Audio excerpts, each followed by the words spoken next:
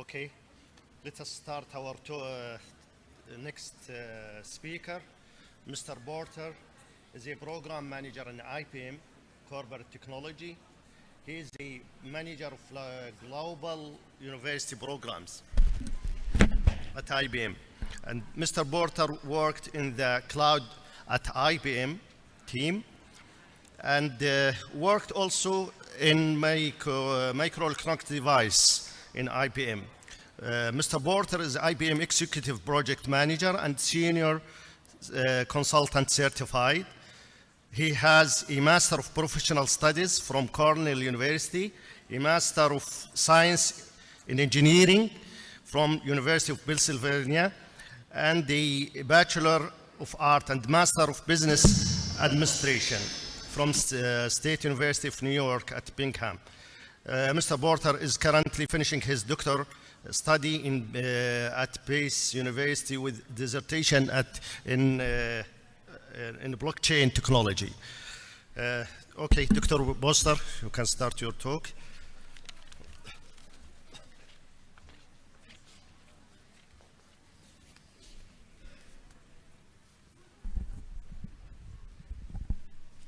Assalamu alaikum, good morning to everybody. As Al-Maz had mentioned, my name is Joe Porter. I'm with IBM and university programs, corporate technology, and oops, I think I went too far here. This morning I will cover a couple of key topics. Kingdom of Saudi Arabia's Vision 2030. I'm going to talk a little bit about some of the emerging technologies, at least some of the things that we at IBM see as emerging technologies.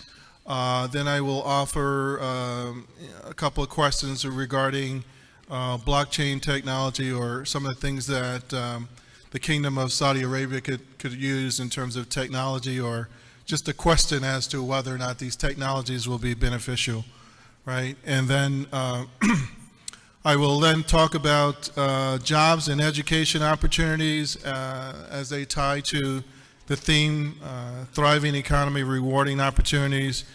And then before my concluding comments, I want to talk about leveraging IBM's university programs, which Al-Yamama is currently involved in.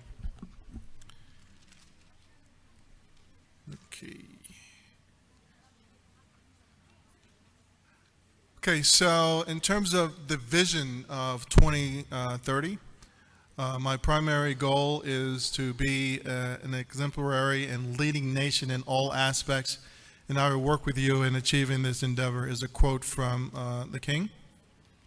And looking around in the websites, there were comments from the Crown Prince regarding the three pillars that are fundamental or important to the vision. And the first pillar of the vision is our status as the heart of Arab and Islamic worlds. The second pillar is our vision, is our determination to become a global investment powerhouse. And the third pillar is transforming our unique strategic location into a global hub connecting three continents, Asia, Europe, and Africa. So, you know, with the vision as sort of the backdrop to these slides that I want to talk to, the next 5 areas here I will be covering a little bit in detail. This is where IBM sees the technology going in the future, right? I want to talk about AI, or artificial intelligence. Excuse me. You've already heard a little bit about that from the gentleman who spoke from Oracle. We're going to talk about deeper insights, engagement reimagined, personalization at scale, and instrumented planet. I have quite a few slides, so I will go through them at a good pace, and I'll reserve some time near the end for you to ask questions about that. So, regarding artificial intelligence everywhere, artificial intelligence will rapidly evolve from a narrow capabilities to broad intelligence with integrated knowledge and adaptive learning. AI will pretty much permeate every discipline in all industries, from finance to education to healthcare, bolstering productivity and enabling new opportunities. This slide here sort of backs that up. It just talks about the different industries: government, finance, architectural.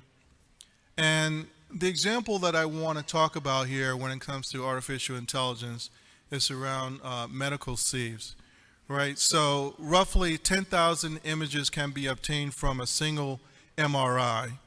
And there are 75 million MRI scans performed every year. So for the human being who's looking at all of these different images, it can lead to eye fatigue. There could be problems in terms of what you see in the images. So using IBM Watson, we're able to harness the technology and get through a large collection of images and apply intelligence around what Watson has been trained to do in terms of detecting anomalies and radiology or cardiology, looking at X-rays, looking at ultrasound, CT scans, or PET scans.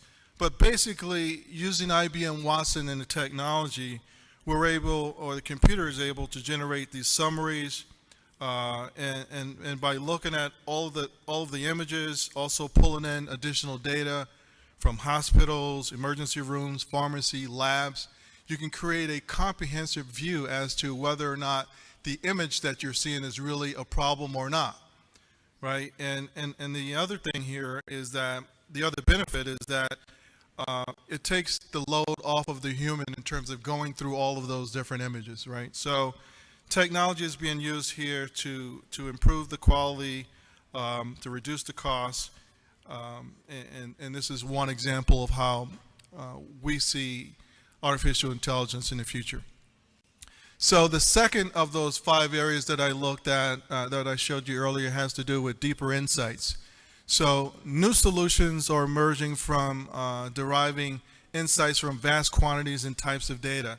Technology inspired by natural world or neuromorphic and quantum computing will allow us to sense, analyze, and understand things never before possible.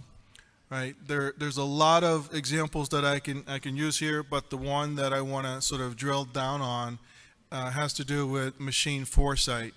And basically, machine foresight is forward-looking decision support capabilities that can reason about the potential evolution of future scenarios and provide sort of explainable multi-stage actions. So the example here with Africa and Kenya specifically, they had a problem in terms of a perception of being difficult to do business with, or their ease of doing business score was not that great. So they wanted to sort of improve that, and by working with the IBM Kenya lab, the Kenyan government was able to jump 44 spots in terms of improving their ease of doing business score and making themselves more attractive to do investment or to invite foreign investors. So essentially what they did was they sifted through historical data. The Kenyan government looked at other countries that had similar problems that they had in terms of ease of doing business to try to figure out what kinds of things could they do to improve or to make themselves appear to be easier to do business with, right? And so, they did a couple of what-if scenarios. Instead of looking at predictive analytics in terms of what will happen, it was more a situation of prescriptive analytics and what could happen, what kinds of improvements could Kenya see if they made these changes that were similar to changes that other countries had made in terms of trying to become easier to do business with. So the third of those 5 areas that I showed you earlier has to do with engagement reimagined, right? So new forms of human-machine interaction and emerging technologies such as blockchain, conversational bots, and other AI modalities, or stimulating innovation in powerful new ways of interacting, right? So the example here in terms of engagement reimagined is 90% of the goods in global trade are carried out by ocean freight. A shipment of refrigerated goods from East Africa to Europe could have 30 different organizations involved, right? And if there's a single document lost, a container could get stuck in the port for several months several weeks to perhaps a month. And so what IBM is doing is working with the Maersk Shipping Corporation in terms of trying to streamline this entire process. By getting everyone to be on a blockchain, we can digitize the process and can significantly improve the process of minimizing the delays in shipment of goods. So I think that's probably all I want to say about that one. I'll move on to the next area, personalization at scale. Across all industries, content and experiences will become personalized, designed, and delivered with unprecedented level of contextual relevance, right? 800 billion pairs of DNA is analyzed when we talk about personalized medicine is where I'm going with this. So in New York City, there's 800 billion pairs of DNA are analyzed for a specific patient, right? In terms of looking at glioblastoma and trying to find a personalized treatment for a patient. So that's a lot of different pairs to be analyzed. In addition to the 800 billion pairs of DNA for both, the good tissue and the mutated tissue. There's 700 million medical research articles that need to be scanned. So trying to come up with this treatment, you got billions of pairs of DNA to go through. You got 700 million, and the literature on treating cancer keeps growing every year. So it's a vast amount of information to go through. If you're trying to personalize this for treatment for a patient, right, and there's 14 million of them, it's very difficult for the doctors who are trying to treat cancer to do this. Enter the IBM technology called Watson, right? Watson is able to help the doctor sift through all of the information and make recommendations as to potential treatments for a patient, very personalized. The issue has been scaling the personalization, right, over time. So I'm gonna keep going because I got some other examples here, but basically we've been able to do some great things here with 14 million cancer patients per year, a little bit more than half are dying from the disease. We're hoping to find better solutions and of treatment over time. The fourth area that I showed earlier has to do with instrumented planet. Basically, machine learning algorithms and new software will help us make sense of the vast and complex data that's gathered by billions of interconnected devices throughout the world. And there's some work that we're doing in China on a project called Green Horizon.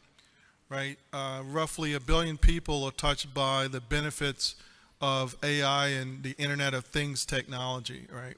So China has been able to see an 18% reduction in particulate matter 2.4 concentration in Beijing. And basically what's going on here is there's a bunch of sensors that are placed throughout the city of Beijing, and by looking at things like the wind speed, the direction of the wind, whether the wind is blowing in south direction, is going at 4 miles per hour, they're able to predict. They started out being able to predict 3 days in advance, and now we're able to predict 10 days in advance what the pollution levels might be. And that's significant in terms of preventing companies from having to shut down because the environment situation have gotten to be too bad, right? So a shutdown, a 3-day shutdown in a plant could cost something like $10 million based on the data that I was looking at. So in addition to helping the environment and helping with the pollution situation, it's also a business reason why you want to look at pollution levels. And the work that we're doing in China has been, pretty significant. All right, so we've looked at those 5 areas of technology that I want to cover.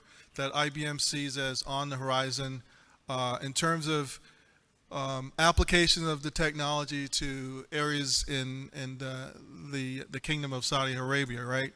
The question is, can blockchain help KSA business and financial industries?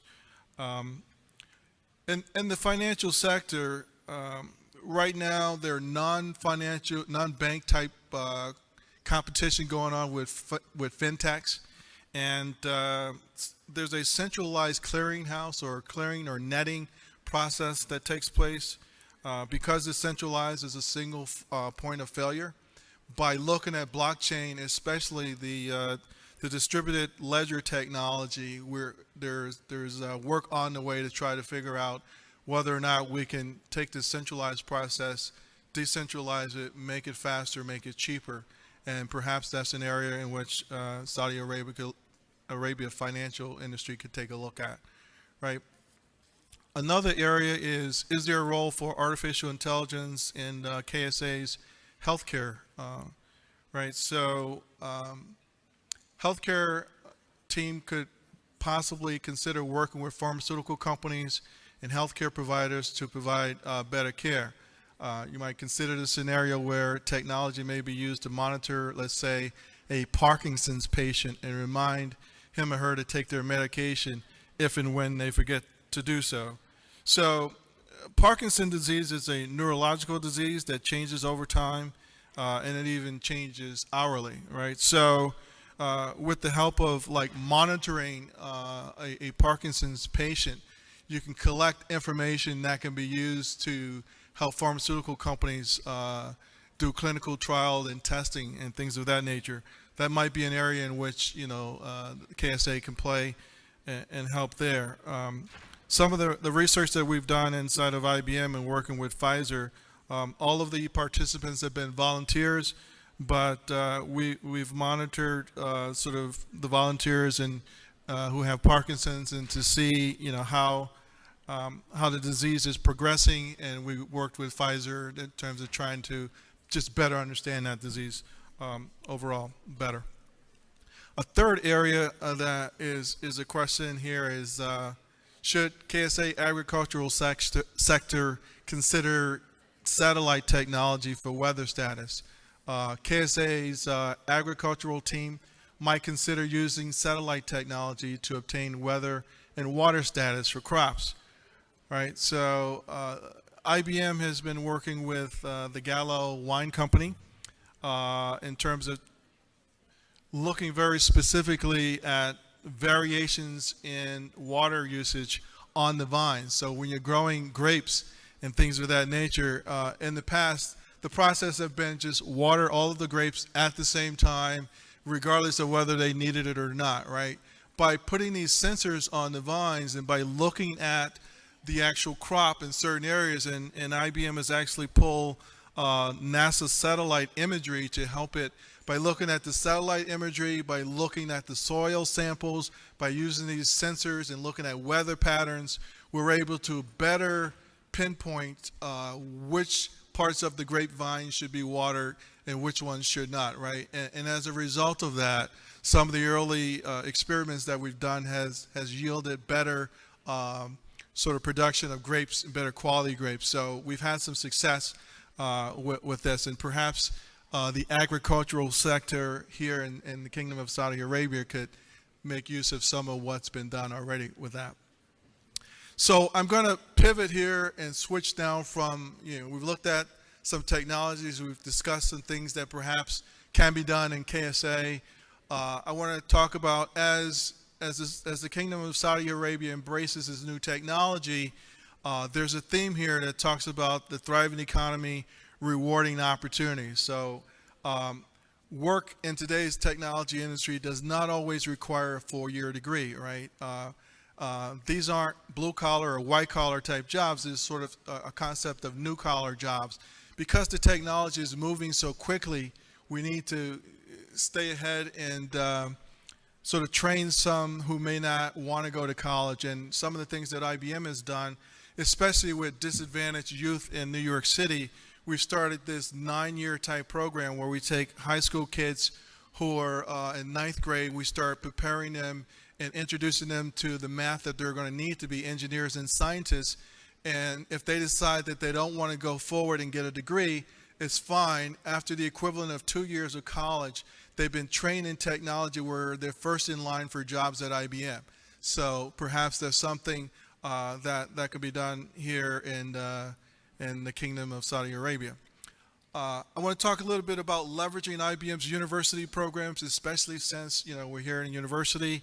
We have mutual interests in trying to make sure that the students are ready for jobs of the future. And there's between the partnership between industry and academia. We have research programs where we work with universities on areas of mutual interest in research. And IBM's University Relations Program is supported by, on the left you have a picture of our Director of Research, John Kelly, and on the right is our IBM CEO, Jenny Rometty. We believe that building a strong pipeline and skills is very important. Collaborating with institutions is an important thing too, and it also supports the recruiting that we need to do. So with university programs, we actually support basic research. We also support curriculum development and design. We have 4 programs that are key: PhD fellowship programs, faculty award programs, open collaboration programs, and shared university programs. Those programs range from taking PhD type students and working closely in the laboratory with IBM researchers, some of which are Nobel Prize winners, and trying to produce patents, trying to produce the next generation of thinkers. We also have the Skills Academy, which is very instrumental in working with Al Yamama University. But that group is focused mostly on career-based education. They have train-the-trainer type sessions where subject matter experts from IBM work with the faculty in terms of helping the faculty become certified in some of the areas of expertise that are growing. They want to stay current and learn new ways of teaching, make sure that what we're teaching is marketable skills. Some of the students who participate in these programs, they have access to university website, campus public clouds, software tools, tutorials. Also have access to educational portals, which could give you course content, quizzes, certification tests. And basically these programs also have this concept of tracks, right? We're looking at 4 tracks here: cognitive, data science, enterprise application, and digital business, right? And cybersecurity. Some of the technologies behind the tracks, you can see here a number of them. And I know I'm going through these slides fairly quickly. The Ministry of Communication and Information Technology is collaborating with IBM on workforce development, so to support Saudi Arabia's Vision 2030. And one more thing I'll say about that. So I believe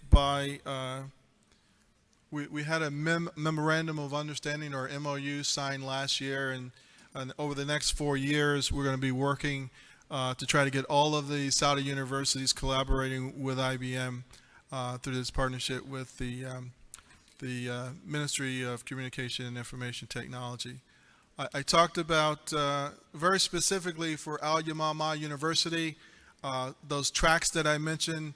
The faculty has been trained and certified on 4 of those tracks that you can see here on the top. They're teaching the students on 2 of the tracks, and there's yet another track that's being introduced. And as I conclude, my concluding comments here are that the Saudi people are amongst the most literate in the world, and they have the same opportunity to take advantage of technology that is occurring in the world. So through Vision 2030, access to the internet, to multinational corporations like IBM, access to universities like Al Yamama, access to emerging technologies like blockchain and quantum. The Kingdom of Saudi Arabia is positioned to compete during this digital revolution that is occurring. I personally look forward to seeing the Kingdom of Saudi Arabia contribute generously to the world technical community. And with that, I'll pause and thank you for inviting me as a speaker for today, and I'll take any questions that you have at this point.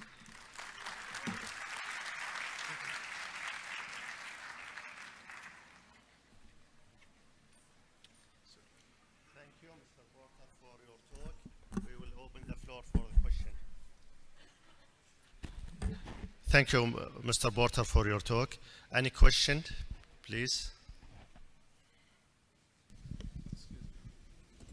Hello, Assalamu alaikum. Dr. Khan here.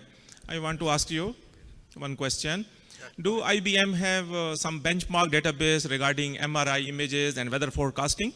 If so, can you make it online available for availability to all international researchers for their experiments, analysis, and comparison?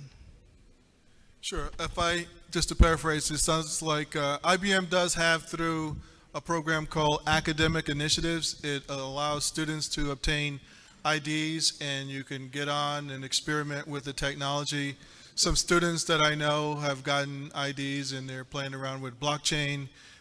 They're experimenting with quantum computing and other leading edge technologies, and it's free of charge. So you go to the IBM website, and I can certainly make the link available to the university if you don't already have it. Does that address your question, sir? He's asking about databases. Databases. Yeah, for research. I want to ask, I repeat my question. I want to ask some benchmark databases regarding MRI images and weather forecasting data so that we can do some experiments internationally and can compare our results with other researchers for authentication of our proposed technique. Sure. So I think I have a better understanding now.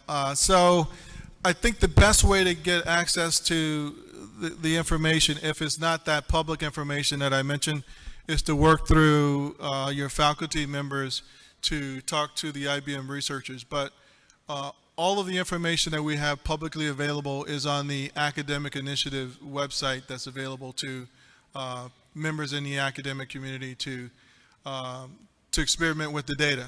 I don't know that there's a lot of data on image recognition that's out there, but by talking to your university contact, those people already have a contact inside of IBM. And once we get to one person in IBM, we can find the right person to get the answer to any questions that you may have. But I would start with the person who already has the contact to IBM, and if the information is not public, we can get you in touch with people that may be able to help. Any other questions from anyone? Any question?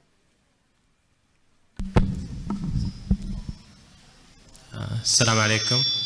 Yeah, it's Majid Drahim from Saudi government program. Can we get more insight into the Kenyan case? You mentioned it jumped over 44 places, I think. Was it mainly driven by open data or something else? So if I heard you correctly, you're asking about the example where I talked about Kenya? Yes. And the improvements. Yes, some of the slides that I have, some of the presentation material that I have actual contacts, so we can get the name of the IBMers who were involved in that research if you would like to follow up with them. Almost all of those examples that I gave, there is a person an IBMer who is involved in that, working with your Al Yamama contact, I can get that information to you. So I've made a note, and Al-Anud and I think she's here somewhere, we'll get back to you. Any other questions?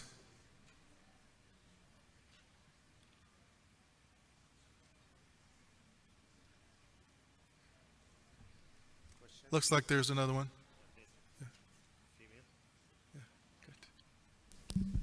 Hi, thank you for the nice presentation. Actually, I have a question about the big data track. I have registered in Big Data University, there is a site where I can get the IBM badges and I can learn the courses on my individual pace. But what I want to know is, you have trained some of our faculty members, just in case if I haven't attended the training. But I wanted to learn virtually in my own pace, and then I wanted to take up the IBM certification. Is there any way for that? Okay, so the Skills Academy, I mentioned them before, and I know that they're very involved with the faculty here. I personally not in that group, but I will be meeting with them later today. But I believe that the tracks that you're talking about and the professors being trained and certified in certain areas, they are now training the students, and specifically for big data, I would make contact with the university faculty members who have training in that area or who's looking to get training in that area. And if you want to go at a pace that's, I wouldn't say slower, but at your own pace, Yeah. Perhaps there's something that can be done there. You might work out something with the university faculty where instead of pushing you through at a pace that's not comfortable for you, maybe we can work out something where you can train at your own pace. But I don't know the specifics of that. I will be meeting with the IBM office here in Riyadh. I'm from the U.S. I just flew in. I will be meeting with some of them today, and I'll let them know that I got questions about this specific thing, Yeah. and make sure that they work with the faculty to assist if there's some assistance there. Yeah. So my question is, as a faculty, as a university faculty, if I need to, get certification by learning myself in my own pace. Because, in Oracle, there is a virtual center, virtual learning, which happens, and we can take up all the course material, including the quizzes, exams, everything. And here in the big data university, I can do it, but whatever certificate and badge I get, it is of limited value. It is not mastery level certificate. So, Okay. yeah, so that's what I wanted to, maybe you can throw this question to the respective, yeah. Well, we certainly don't, we respect Oracle. We certainly don't, we want to be competitive too. So if they're Yeah. doing something that we're not, That's we right. certainly will love to hear the feedback, and we'll make adjustments, and we were certainly Thank want you to be so as much. competitive as we can, sir. Any other questions? It's been a pleasure to be here, and I really appreciate the invitation. Thank you so much.